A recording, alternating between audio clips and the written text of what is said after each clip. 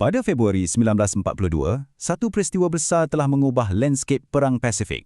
Ianya adalah kejatuhan Singapura yang pada masa itu dianggap sebagai kubu terkuat Empire British. Kekalahan ini, ia merupakan salah satu kekalahan tentera yang paling teruk dalam sejarah British. Jadi, jom kita selami sama-sama macam mana kubu yang gah ini boleh tumbang. Kubu yang kebal, itulah tanggapan semua orang. Tapi hakikatnya, ia hanyalah satu mitos, satu pembohongan yang akhirnya membawa kepada malapetaka besar. Dan dalam perkongsian kali ini, kita akan rungkai kenapa ia terjadi.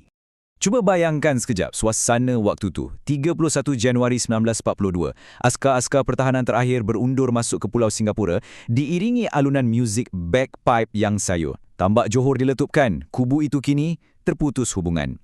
Inilah detik permulaan bagi penamat Singapura dan ia menjadi simbol kejatuhan sebuah empire. Jadi persoalan utamanya sekarang, betul ke Singapura ni sebuah kubu yang tak boleh ditembusi? Kalau tengok atas kertas, mungkin ya. Tapi realitinya jauh berbeza.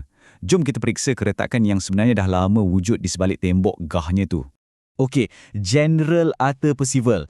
Dialah komander tentera bersekutu dan dia berdepan dengan satu tugas yang boleh dikatakan mustahil. Objektif dia nampak jelas, tapi hakikat di lapangan sangatlah menyedihkan. Garisan pertahanan yang dirancang tu cuma wujud atas peta, tak pernah dibina pun. Pasukannya pula tak cukup orang, tak cukup kelengkapan untuk buat serangan balas. Dari awal lagi, nampak macam mereka dah diambang kekalahan. Dan di sinilah letaknya kesilapan paling besar yang dibuat. Percival sangat-sangat yakin yang tentera Jepun akan serang dari arah timur laut. Jadi keseluruhan strategi pertahanan dia dibina berdasarkan anggapan tunggal ni. Akibatnya, bahagian barat pulau dibiarkan terdedah dan sangat lemah. Sekarang kita lihat pula pertembungan strategi. Ini bukan setakat pertempuran antara askar dengan askar tau. Ini adalah pertempuran minda antara dua jeneral. Percival dengan andaiannya yang silap dan Jeneral Yamashita dengan rancangannya yang cukup licik.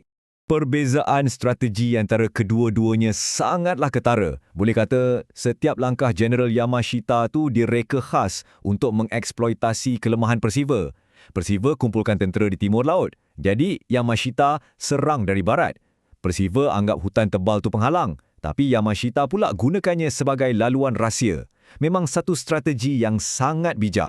Dan helah Jepun di timur tu memang menjadi. Serangan acah-acah tu bukan sahaja berjaya alih perhatian, tapi ia buat Percival makin yakin yang dia betul. Dia langsung tak sedar yang dia sebenarnya sedang berjalan lurus masuk ke dalam perangkap yang dah dipasang. Dan kemudian, realiti sebenar pun tiba. Kita beralih daripada perancangan di atas kertas kepada kekalutan di medan perang. Pencerobohan Jepun bermula dengan kepantasan dan kekejaman yang betul-betul mengejutkan pihak persekutu. Pertahanan pihak bersekutu runtuh dalam sekelip mata. Serius, dalam masa kurang 24 jam sahaja, tentera Jepun dah berjaya mendarat, pecahkan barisan pertahanan dan lumpuhkan terus Brigade ke-22 Australia. Kepantasan serangan ini mencetuskan panik dan keadaan jadi kelam kabut. Tapi kan, kejatuhan Singapura ni bukan sebab kekuatan tentera Jepun semata-mata tau. Ia juga berpunca daripada siri kesilapan besar yang dibuat oleh pihak bersekutu sendiri.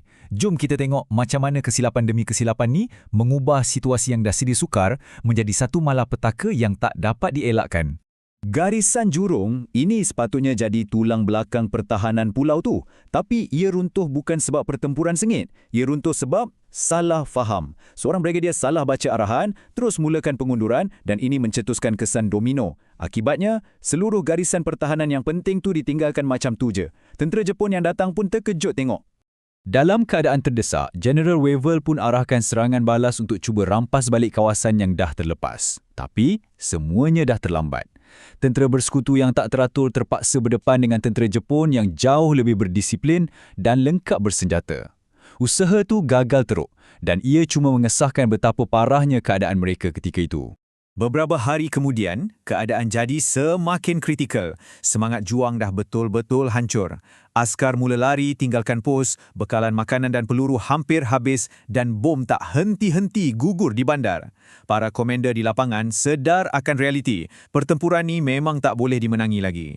Mereka mula mendesak Percival untuk menyerah kalah.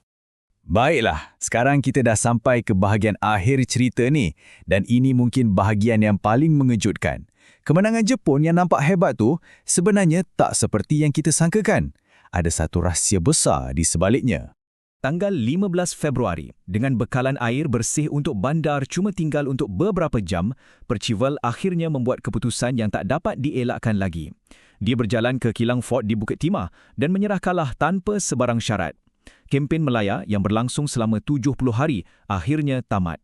Kalau kita lihat pada angka korban, perbezaannya sangat-sangat mengejutkan. Pihak Persekutu kehilangan lebih 138,000 orang tentera, manakala Jepun kurang daripada 10,000. Ini bukan sekadar satu kekalahan, ini adalah satu bencana besar.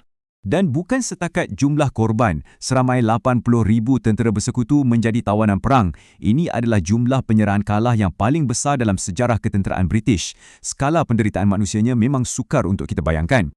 Dan inilah dia kebenaran yang mengejutkan itu, datangnya daripada mulut Jeneral Yamashita sendiri. Serangan ke atas Singapura sebenarnya satu helah besar. Dia tak cukup askar, tak cukup bekalan. Dia sendiri mengaku yang dia sangat takut kalau pihak British sedar akan kelemahan tenteranya. Dia menang bukan sebab kekuatan, tapi sebab keberanian untuk menggertak dan mainan psikologi. Jadi semua ini meninggalkan kita dengan satu persoalan yang cukup mendalam. Kejatuhan Singapura membuktikan bahawa dalam peperangan, persepsi dan psikologi boleh jadi sama pentingnya dengan peluru dan senjata. Ia memaksa kita untuk berfikir semula tentang bagaimana sebenarnya sesebah pertempuran itu dimenangi atau dikalahkan.